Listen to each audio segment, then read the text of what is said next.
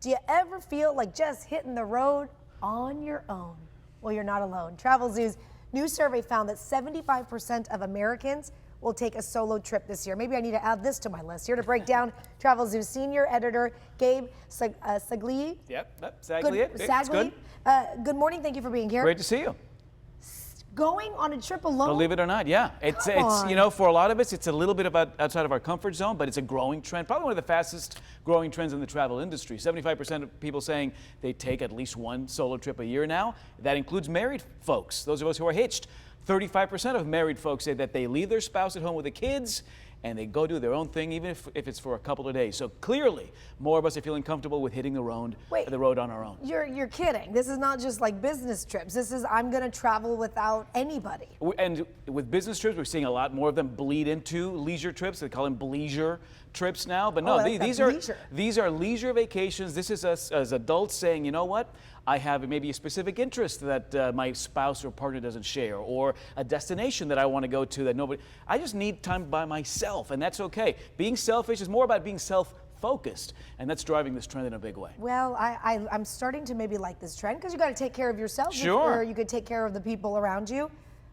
Let's talk about some of these numbers here. 61% say it's to prioritize me time. Yeah, this is about focusing on self, things that matter to you, things that make you feel better.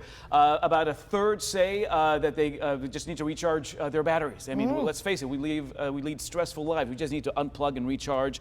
And the third one here, about a quarter saying that they are out there traveling on their own to explore new interests, develop new skills. I think this is where we're going to see an even bigger surge over the next couple of years, starting to develop new skills or explore things that just matter to us and may not matter to the rest of our family or friends. For every positive, there is a negative. So where are they feeling with that? So some of the concerns, people saying they don't travel by themselves for a couple of reasons. Number one, cost. Okay. About a third say that it's you know, these single supplements are a reality out there. Now, as we head into 2020, I think slowly but surely we'll see more of these single supplements being waived. The cruise industry is leading in that way. Some boutique vacation packagers are leading in that way where they're waiving these single supplements, so that'll help. 40% say they don't like eating alone. I get that, you know, they just feel kind of weird sitting at the bar by themselves ordering, you know, another entree. And the biggest thing is a safety factor. People saying that, you know, there's safety in numbers. And so to this idea of being by yourselves, 50% say that that is a concern. But the travel industry looking at these numbers and really sort of targeting them specifically to make it just that much easier for people to consider traveling solo. I want to get to some destinations because if you do, moms and dads or anybody watching may want to try. I know, where do you go? All by yourself. Yeah. Don't take the kids. Don't take anybody. Where do you go? So the first one is just a spa day right here in beautiful San Diego. We've got a ton of spa offers on the Travelzoo website. I love this one. This is the Spa La Terre at the Konakai Resort and Spa. A very breezy Polynesian property there in Point Loma on one of the few privately owned beaches in California. But this is fantastic. 205 gets you a 50-minute massage and a 50-minute facial, valet parking all day, access to the pool, and all of the spa amenities there. So you can make it a half day, a full day. Just get away from your daily routine and then head back to reality feeling recharged and rejuvenated. Great spa there, though, the Spa La Terre, the Konakai. Okay, I'm going to put that on my list. What about doing a little zenning out with the yoga? Yeah, so this is great. This is through a company called The Climb, C-L-Y-M-B. Geared toward women who love hiking and love yoga. Why not combine them in Yosemite? This is a women's guided camping adventure. You're doing several hikes during the course of the day. You're doing morning, afternoon, and evening yoga sessions out at 9,300 feet elevation.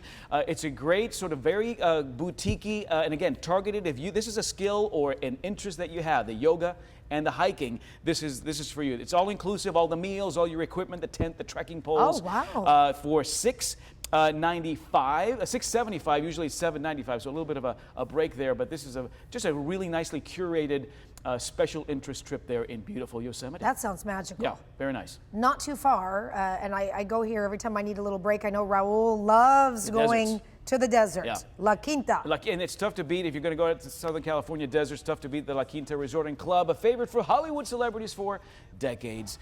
45 acres, 41 pools, 53 hot tubs. If you like Tennis, you want to practice your tennis swing, 23 tennis courts. If you want to practice your golf swing, 5 championship golf courses. So you really don't have to leave the resort, although Joshua Tree's not that far away, some great shopping.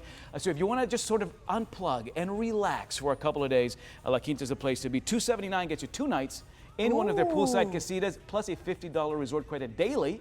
Maybe you do some healthful dining on site there at the La Quinta Resort. But again, now into the fall season, some great values there throughout the Southern California deserts. Okay, and finally, you have, what is this last one? La La Casa? Casa del Zorro. It just sounds nice to say that you went to the La Casa del Zorro. This is a resort and spa in Borrego Springs, about 2 hours east of here. This is part of the dark sky community. So they practice no light pollution. So it gets really nice and quiet and dark at night. Ooh. A lot of stargazing. In fact, you can borrow telescopes from the front desk.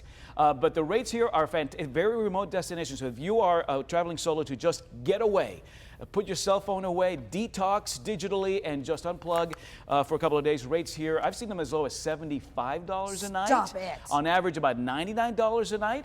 But yeah, Borrego Springs, La Casa del Zorro, one of those great sort of unique boutique properties out there that really cater to that solo traveler really, really nicely.